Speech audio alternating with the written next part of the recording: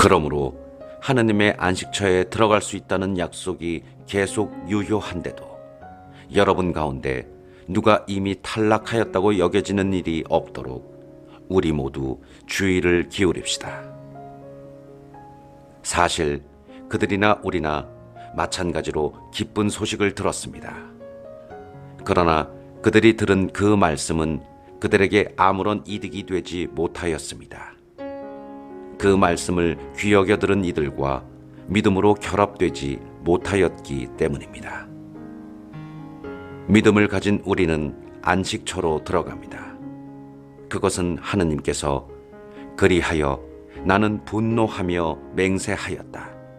그들은 내 안식처에 들어가지 못하리라 하고 말씀하신 그대로입니다. 안식처는 물론 하느님께서 만드신 것들은 세상 창조 때부터 이미 다 이루어져 있었습니다. 사실 일곱째 날에 관하여 어디에선가 이렇게 말하였습니다. 하느님께서는 하시던 일을 모두 마치시고 이렛 날에 쉬셨다. 또 여기에서는 그들은 내 안식처에 들어가지 못하리라 하였습니다. 그런데 어떤 이들은 그곳에 들어갈 기회가 아직 있고 또 예전에 기쁜 소식을 들은 이들은 순종하지 않은 탓으로 그곳에 들어가지 못하였기에 하느님께서는 다시 오늘이라는 날을 정하셨습니다. 앞에서 인용한 대로 오랜 세월이 지난 뒤에 다윗을 통하여 오늘 너희가 그분의 소리를 듣거든 마음을 완고하게 갖지 마라 하고 말씀하실 때에 그리하신 것입니다. 만일 여호수아가 그들을 안식처로 이끌었다면 하느님께서 나중에 다른 날에 관하여 말씀하지 않으셨을 것입니다. 그러므로 하느님의 백성에게는 아직도 참 안식이 그대로 남아 있습니다. 하느님께서 하시던 일을 마치고 쉬신 것처럼 그분의 안식처에 들어가는 이도 자기가 하던 일을 마치고 쉬는 것입니다.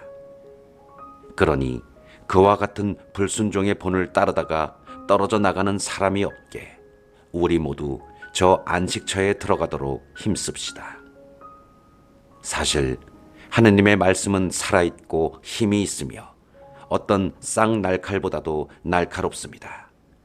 그래서 사람 속을 꿰찔러 혼과 영을 가르고 관절과 골수를 갈라 마음의 생각과 속셈을 가려냅니다. 하느님 앞에서는 어떠한 피조물도 감추어져 있을 수 없습니다. 그분 눈에는 모든 것이 벌거숭이로 드러나 있습니다. 이러한 하느님께 우리는 샘을 해드려야 하는 것입니다. 위대한 대사제이신 예수님. 그런데 우리에게는 하늘 위로 올라가신 위대한 대사제가 계십니다. 하느님의 아들 예수님이십니다. 그러니 우리가 고백하는 신앙을 굳게 지켜 나아갑시다. 우리에게는 우리의 연약함을 동정하지 못하는 대사제가 아니라 모든 면에서 우리와 똑같이 유혹을 받으신 그러나 죄는 짓지 않으신 대사제가 계십니다. 그러므로 확신을 가지고 은총의 어좌로 나아갑시다. 그리하여 자비를 얻고 은총을 받아 필요할 때에 도움이 되게 합시다.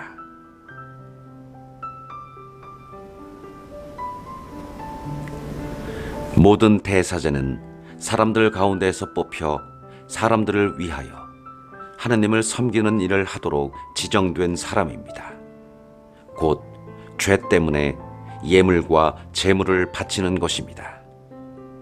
그는 자기도 약점을 짊어지고 있으므로 무지하여 길을 벗어난 이들을 너그러이 대할 수 있습니다. 그리고 연약한 탓에 백성의 죄뿐만 아니라 자기의 죄 때문에도 제물을 바쳐야 합니다. 이 영예는 어느 누구도 스스로 얻는 것이 아니라 아론과 같이 하느님에게서 부르심을 받아 얻는 것입니다. 이처럼 그리스도께서도 대사제가 되는 영광을 스스로 차지하신 것이 아니라 그분께 너는 내 아들, 내가 오늘 너를 낳았노라 하고 말씀하신 분께서 그렇게 해 주신 것입니다. 또 다른 곳에서 말씀하신 그대로입니다. 너는 멜키체덱과 같이 영원한 사제다. 예수님께서는 이 세상에 계실 때 당신을 죽음에서 구할 수 있는 분께 큰 소리로 부르짖고 눈물을 흘리며 기도와 탄원을 올리셨고 하느님께서는 그 경외심 때문에 들어주셨습니다. 예수님께서는 아드님이시지만 고난을 겪으심으로써 순종을 배우셨습니다. 그리고 완전하게 되신 뒤에는 당신께 순종하는 모든 이에게 영원한 구원의 근원이 되셨으며 하느님에게서 멜키체덱과 같은 대사제로 임명되셨습니다. 성숙한 신앙생활.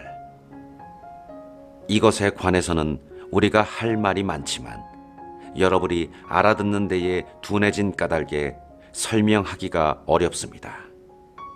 사실 시간으로 보면 여러분은 벌써 교사가 되었어야 할 터인데 아직도 하느님 말씀의 초보적인 원리를 다시 남에게서 배워야 할 필요가 있습니다. 여러분은 단단한 음식이 아니라 젖이 필요한 사람이 되었습니다.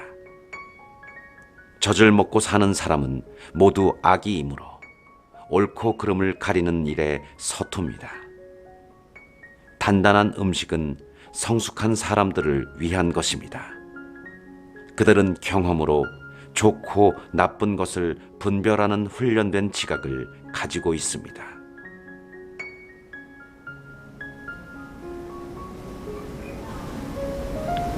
그러므로 그리스도에 관한 초보적인 교리를 놓아두고 성숙한 경지로 나아갑시다. 다시 기초를 닦을 필요는 없습니다. 그 기초는 곧 죽음의 행실에서 돌아서는 회개와 하느님에 대한 믿음, 세례에 관한 가르침과 안수, 죽은 이들의 부활과 영원한 심판입니다. 하느님께서 허락하시면 우리는 성숙한 경지로 나아갈 수 있을 것입니다.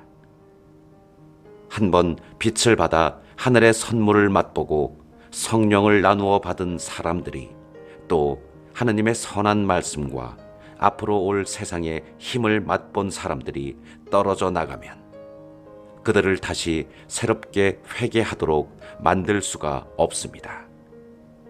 그런 사람들은 스스로 하느님의 아드님을 다시 십자가에 못 박고 욕을 보이는 것입니다. 자주 내리는 비를 빨아들여 농사짓는 이들에게 유익한 농작물을 내주는 땅은 하느님에게서 복을 받습니다. 그러나 가시나무와 엉겅퀴를 내게 되면 쓸모가 없어서 오래지 않아 저주를 받고 마침내는 불에 타버리고 맙니다. 사랑하는 여러분, 우리가 이렇게 말하기는 하지만 여러분에게는 더 좋은 것, 바로 구원에 이르게 하는 것이 있음을 확신합니다.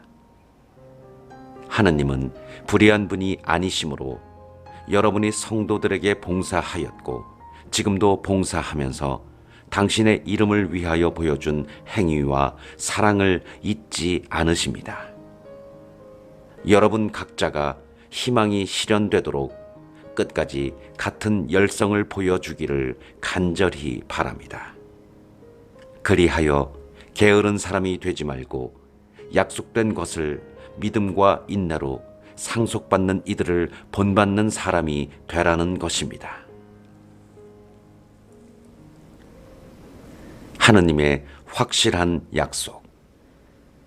하느님께서는 아브라함에게 약속하실 때 당신보다 높은 분이 없어 그러한 분을 두고 맹세하실 수 없었으므로 당신 자신을 두고 맹세하시면서 정령코 나는 너에게 한껏 복을 내리고 너를 한껏 번성하게 해주겠다 하고 말씀하셨습니다. 그리하여 아브라함은 끈기 있게 기다린 끝에 약속된 것을 받았습니다. 사람들은 자기보다 높은 일을 두고 맹세합니다. 그리고 그 맹세는 모든 논쟁을 그치게 하는 보증이 됩니다. 그래서 하느님께서는 약속하신 것을 상속받은 이들에게 당신의 뜻이 변하지 않았음을 더욱 분명히 보여주시려고 맹세로 보장해 주셨습니다. 하느님께서는 이 두 가지 변하지 않는 사실에 관하여 거짓말을 하신다는 것은 있을 수 없습니다. 이 두 가지로 당신께 몸을 피한 우리가 앞에 놓인 희망을 굳게 붙잡도록 힘찬 격려를 받게 하셨습니다. 이 희망은 우리에게 영혼의 닷과 같아 안전하고 견고하며 또 저 휘장 안에까지 들어가게 해줍니다. 예수님께서는 멜키셟과 같은 영원한 대사제가 되시어 우리를 위하여 선구자로 그곳에 들어가셨습니다.